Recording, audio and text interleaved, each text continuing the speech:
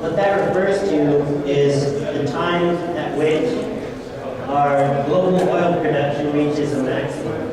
If you haven't heard it, it's something you're going to be hearing soon and more in the next couple of years. It's expected to happen in 4 to 5 years. And it'll definitely happen this decade. So there's already all these political conflicts over oil, wars and all this. And so we need to make sure that our fossil fuel dependence decreases with our decreased production. So I'm going to outline our path to sustainable energy, and we need to be well on our way towards sustainable energy by the time peak oil rolls around. And I'll show you that we are well on our way.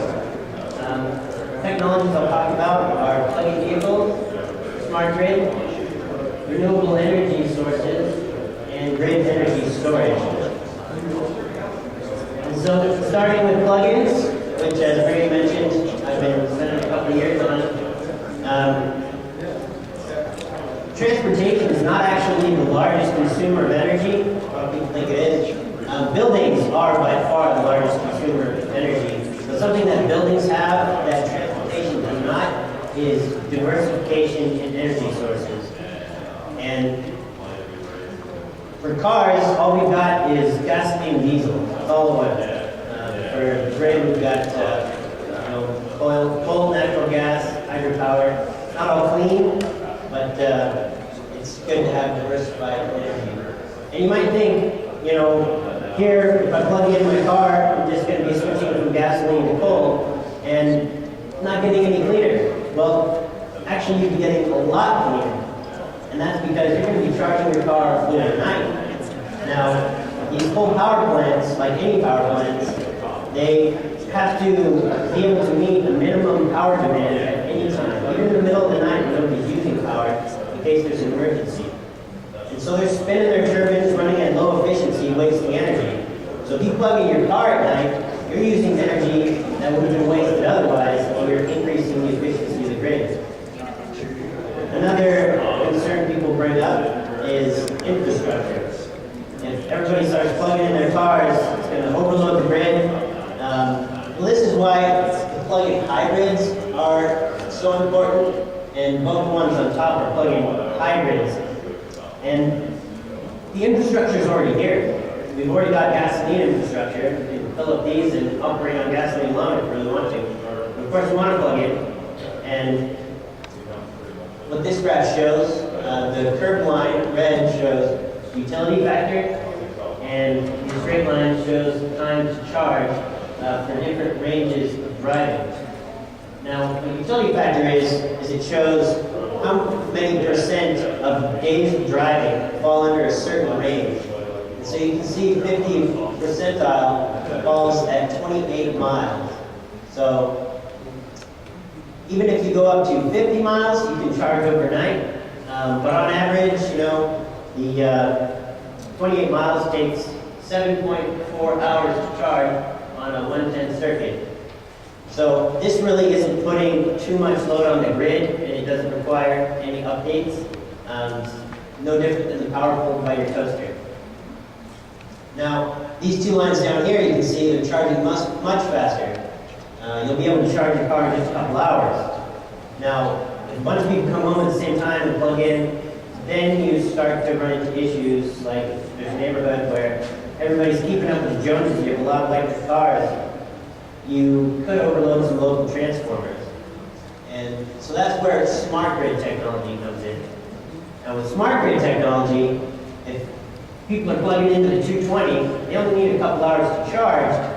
And you can say, I want my car to charge by 5 a.m. And then what it can do is it communicates with the grid and determines the lowest cost charging schedule. So it's increasing the efficiency of the grid, and you're getting a savings on your energy bill. Another very powerful thing that the smart grid is going to do for us is it allows us to see how we're using our power as we're using it in real time. You can look at it on your phone, you can look at it on any internet device. You might have something hanging on your wall like a thermostat where you can see what your energy is like. And The reason this is so important is right now we just get this bill at the end of the month. It's got some kilowatt hours on it, who knows what that is, and then it's got some dollar signs.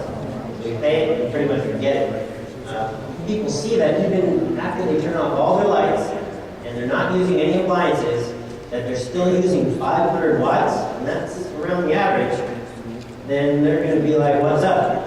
And it's hard to find these leaching energy devices, unplugging things, plugging into power strips, turning things off, because they don't want to be paying for stuff that's not adding any value in their life.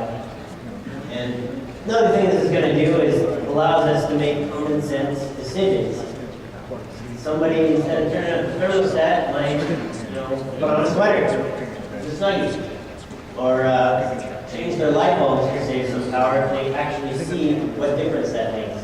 There's so many just simple decisions we can make, simple, cheap things like insulation, weather stripping, that are going to save a lot of money, and people will react to that.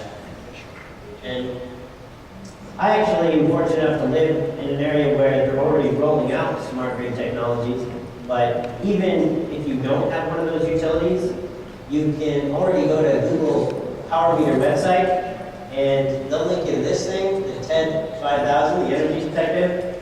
And so you just hook that on the lines that come into your home, and you'll be able to see how much power you're using. Now, we can do a lot to reduce how much energy we're using. We can increase the efficiency of the grid, but in the end, we want the power we are using to be clean. Of course, that's where diverse renewable energy sources come in. And it sounds like you guys are pretty well sold on wind, judged by the wind energy converter outside. That's great. And so I heard something about a potential height restriction that's coming up, 100 feet. Now, I went out there, it was like 150 feet tall, so it's, and you can see it's not too high above the trees already. And so, a couple technical reasons you want to avoid the height restrictions is wind is faster up higher, and you might think if you get double the wind speed, you get double the power. Well, it's actually far, far better than that, because wind power varies with the cube of wind speed. So not just exponential, but cubically exponential. So if you can double your wind speed, and you can by going higher, then you can get 8 times the amount of power. Now, of course, I also want to talk about solar, and this is a huge piece of the renewable energy puzzle. Photovoltaics, probably normally think of solar, but solar thermal is equally, if not more important, because this is currently the most cost-effective source of renewable energy right now. What this depicts is a solar power tower. You've got a ton of mirrors all pointing at a tower, boils steam at high pressure, runs through a turbine to generate electricity. And this is in the Mojave Desert. The largest one of these installations is in Rainbow. It's 350 megawatts, enough power to, at peak, power 250,000 homes.